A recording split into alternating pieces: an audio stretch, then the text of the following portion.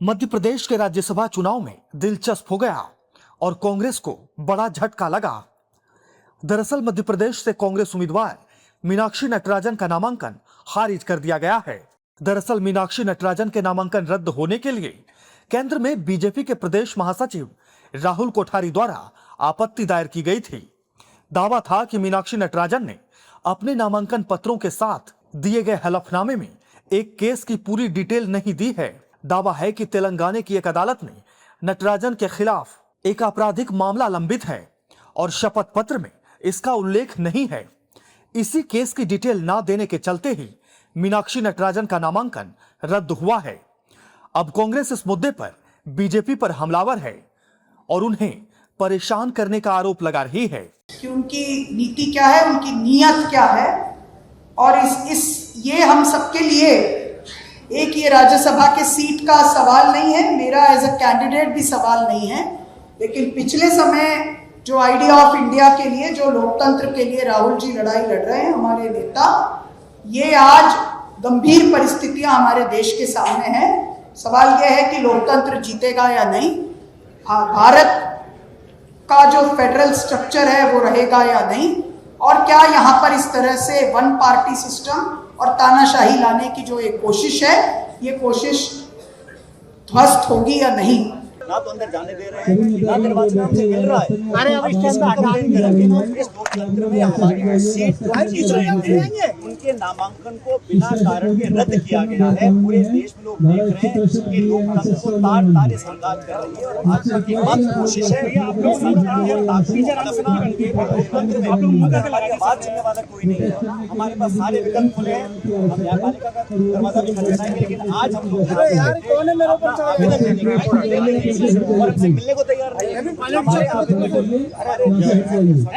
Ticket में दिया और आज हमें कह रहे हैं चुनाव चल रहा है, निर्वाचन में ताले लगे हुए हैं, इलेक्शन इज गोइंग ऑन, हम ब्लॉक इलेक्शन कहाँ जाएंगे हम। लेकिन राष्ट्रीय पार्टी कांग्रेस पार्टी के उम्मीदवार का इस तरह नामांकन रिजेक्ट करना ये दिखलाता है कि किसी हद तक भाजपा सरकार जा सकते हैं और निर्वाचन आयोग को अपने गिरबान में झांकना पड़ेगा किस तरह देश के लोकतंत्र को लेकर।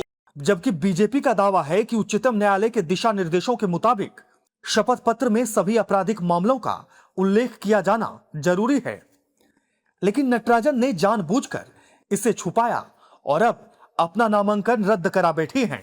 मीनाक्षी नटराजन जी के खिलाफ एक मुकदमा जो तेलंगाना में लंबित है, जिसकी उन्हें जानकारी भी थी और जानकारी के साथ उन्होंने अपने वकील से एफिडेविट एक जवाब भी वहां दायर किया है। तो जब उन्होंने जवाब एक आपराधिक मामले में दायर किया है, ये साबित होता है कि उन्हें इसकी जानकारी थी। हमने ये जानकारी चुनाव आयोग को दी। चुनाव आयोग को जब ये जानकारी संज्ञान में आई तो हमने उसमें जजमेंट भी दी, ईसीआई की गाइडलाइंस भी दी।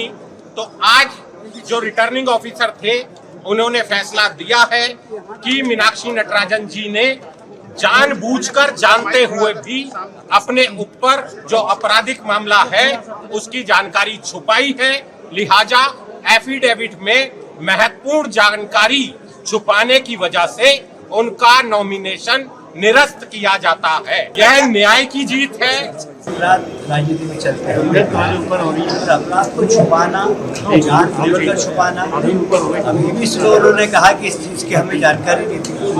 जब हमारे पास वो पत्र आया जिसमें इनका एफिडेविट कोर्ट में गया, यहाँ पर भी गलत जानकारी दी और इसलिए न्याय की जीत। हमारे कार्यकर्ता श्री महेश केवट जी को आशीर्वाद मिला है। मुझे लगता है जैसा उन्होंने कहा ना, रहते भी राम लला के बिल्कुल पास। भारतीय जनता पार्टी की जीत है। देश के प्रधानमंत्री नरेंद्र मोदी जी के जो देश को काम चल रहे हैं, ये उनकी जीत है। भारतीय जनता पार्टी के सिद्धांतों पर मोहर लगी है और सत्य न्याय की जीत। बहरहाल इसे बीजेपी के लिए एक महत्वपूर्ण जीत के तौर पर देखा जा रहा है। आपको बताएं तो मीनाक्षी नटराजन को नेता विपक्ष राहुल गांधी की कोर टीम का सदस्य माना जाता है। उनका नामांकन रद्द होना कांग्रेस के लिए एक राजनीतिक झटके के तौर पर देखा जा रहा है।